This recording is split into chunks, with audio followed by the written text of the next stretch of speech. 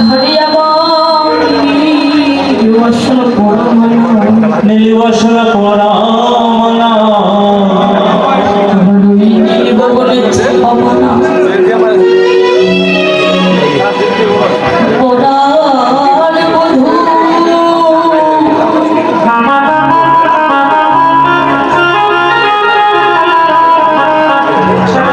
তুমি কি বৃন্দাবনে আর কোনো ঘর পেলে না বধূ হে?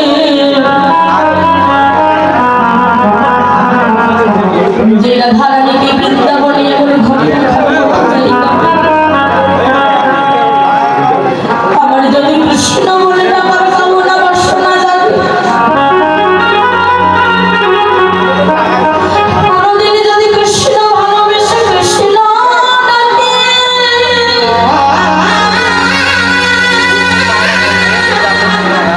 পরাণ বধূ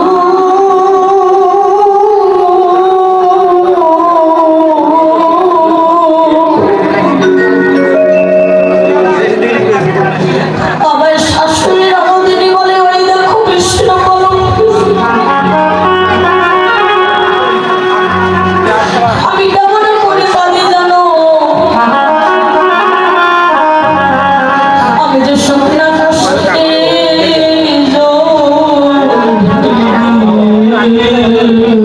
জলে ঢেলে দিয়ে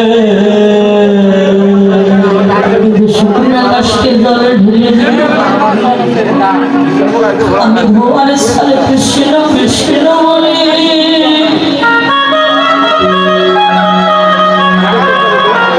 আমার যদি কৃষ্ণ বলে দাদার বাসনা জাগে আমি শুকনো কাশকে জল ঢেলে দিই শুকনো কাশকে জল ঢেলে দিয়ে ওই ধোয়ার স্থলে আমি কৃষ্ণ কৃষ্ণ বলে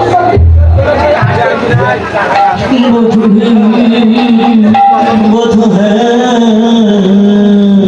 বধুর কথা বলছে ওরে ললিতা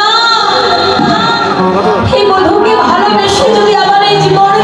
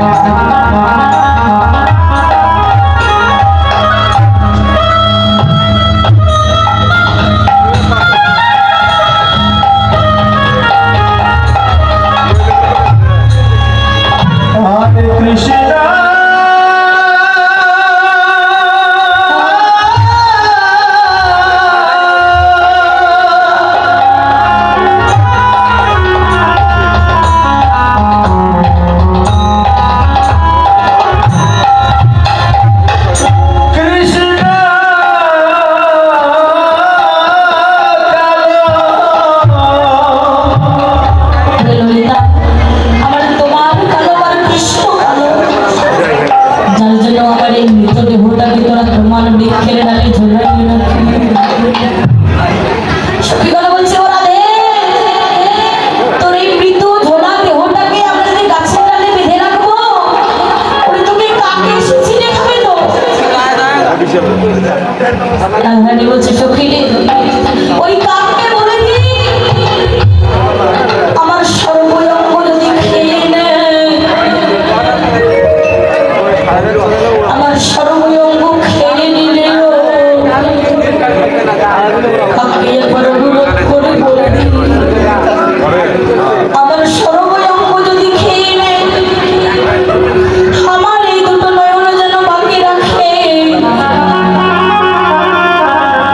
কেননা মরার পরেও এই নয়নে দিয়ে যাবে বধূর বদন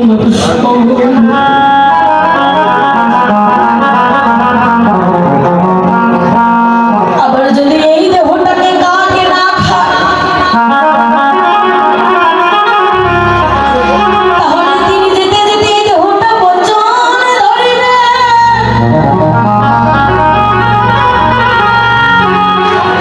এই দেহতে যখন বচন ধরবে,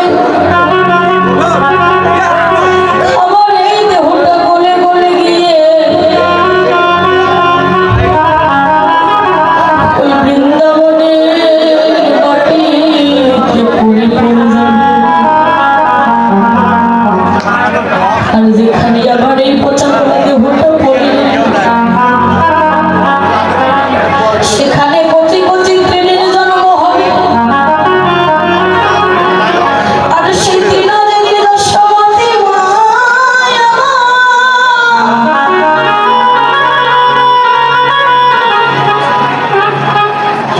এই তৃণদেবীর ওই বৃন্দাবনের গাভীবৎস মানুষ সেবা করবে।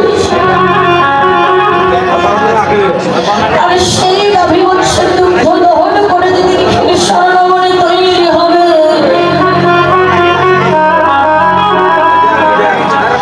আমি ক্ষীর স্বর্ণমণি যেদিন আমার গোবিন্দের বদনে খুলে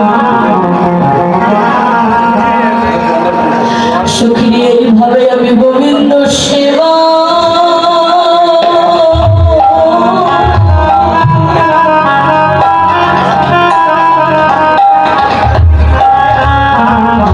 সেবায় লাগিতে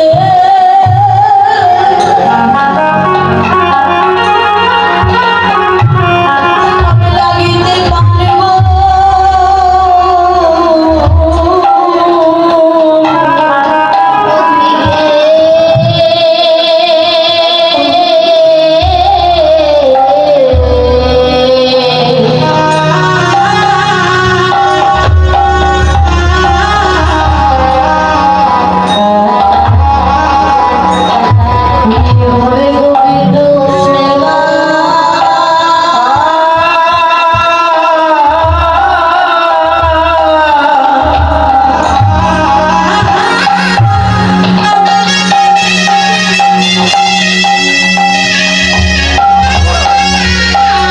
সেবায় লাগিতে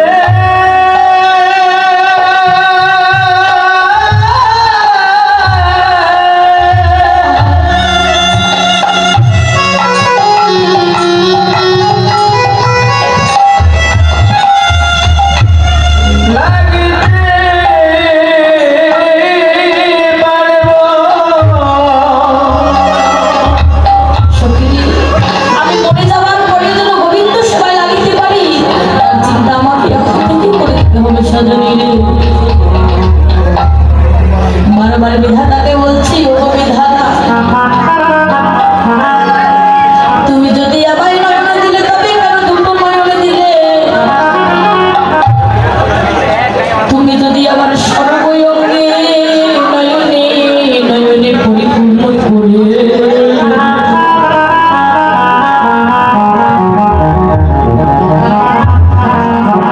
তাহলে তোমার ওই রূপ দেখে দেখে আমি বর্ণনা করতে পারতাম।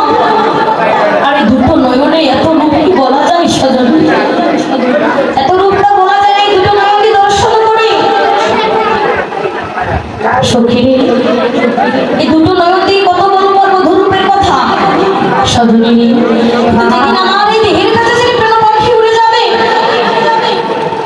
মরার পরেও আমি কেমন করে গোবিন্দ সেবায় লাগবো তার কথা তোদের আমি আগেই জানিয়ে দিলাম সজল। কিন্তু সেদিন ভবনদী আমি কেমন করে পার হবো, সেই নদী আমি কেমন করে পার হবো, আমি তো কিচ্ছু নিয়ে যেতে পারবো না বাবা। শুধু রাধারানী নয়, আমরা প্রত্যেকেই কেমন করে সেদিন ওই নদী পার হবো তার চিন্তা যদি এখন থেকে না করি, শেষের দিনে কেমন করে পার হবো। সেদিন কোনো কথার বিনিময়ে, তোমার কোনো কিছুর বিনিময়ে হলেও ভবনদী পার করে দেবেন। যখন কোনো মাঝি নদী পার করে তখন কিন্তু পরিচয় আগে। ত্রেতা যুগে রাজা হরিশ্চন্দ্র যখন নদী পার হতে যাচ্ছে, ঘাটের মাঝি ছিল মাধব। রাজা বলছে, ভাই মাধব, মাধব ভাই একটিবার আমাকে নদীটা পার করে দে ভাই।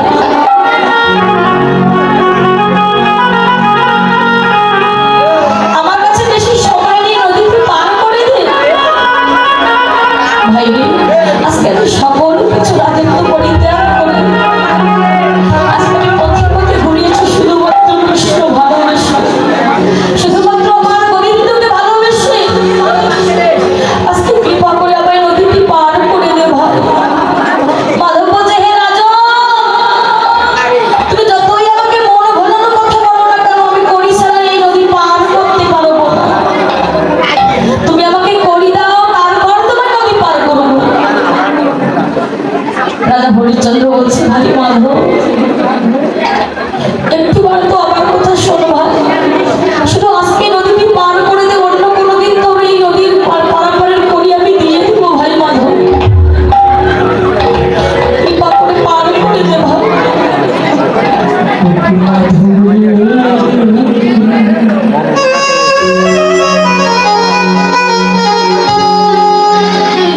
দয়া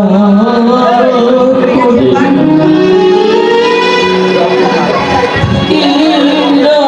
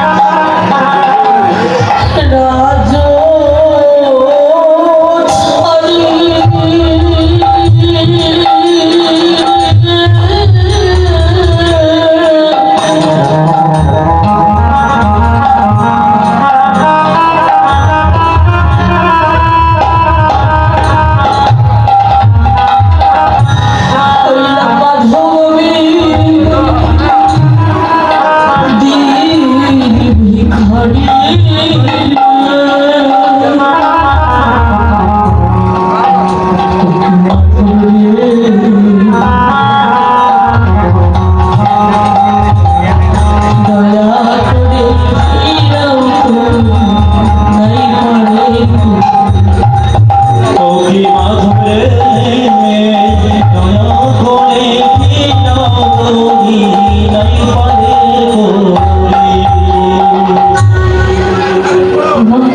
সেই একই নদী পার করার সময় প্রভু রামচন্দ্র বলছে, ভাই মাধব, এই নদী কি আমাকে পার করে দে ভাই।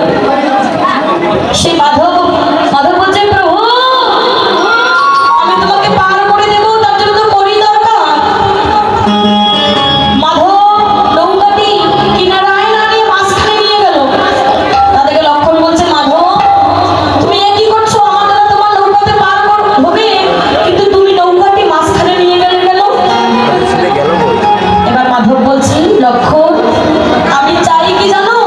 আমি চাই এবার প্রভু রামচন্দ্রকে একটা শিক্ষা দিতে হবে। এবার প্রভু রামচন্দ্র বলছে, মাধব তুমি আমায় শিক্ষা দিতে চাও? কি শিক্ষা দেবে মাধব, দাও। মাধব বলছে, প্রভু এই জগতে কেউ জানুক বা না জানুক, আমিও হলাম মাঝি, তুমিও হলে মাঝি। আমি হলাম এই জগতের মাঝি, আর তুমি হলে সেই পরম্পরা পারের মাঝি। আজকে আমি যেমন তোমাকে পার করতে বিলম্ব করলাম, ওগো দয়াময়, যেদিন আমার দেহের খাঁচা ছেড়ে প্রাণ পাখি উড়ে গিয়ে ভবনদীর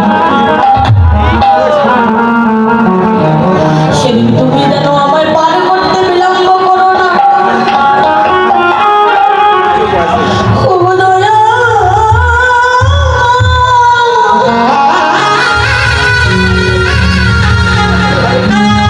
আজকে আমি যেমন তোমাকে নদী পার করতে বিলম্ব করলাম, সেদিন তুমি যেন পার করতে বিলম্ব করো না।